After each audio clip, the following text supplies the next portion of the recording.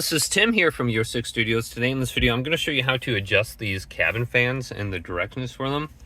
So once you get in the vehicle, you have this option for your climate control. Let's just tap the temperature. Now we can see the fans on here. All we have to do is tap them.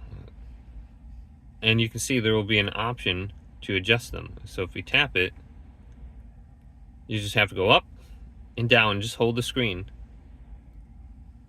So you can see that's going up and down. Now I can go left or right, and it'll adjust the blow of them.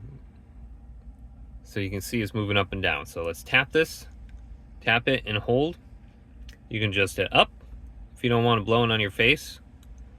Tap it to the right, and that's blowing in the middle.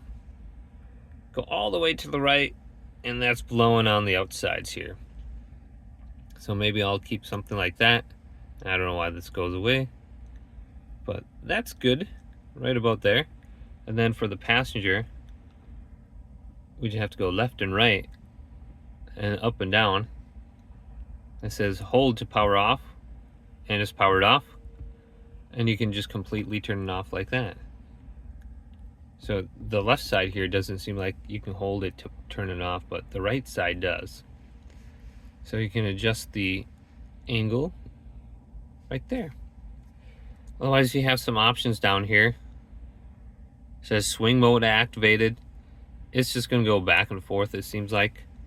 And there's a swing mode over here. It'll just go back and forth automatically. If you want that on, you can feel it move back and forth when you're sitting here. It feels pretty good. Then you got your rear too. If you got any fans or anything back here, it looks like there's no options to adjust those. But hopefully this video did indeed help you out. Actually, here we go. I had mine off. So I just have high fan.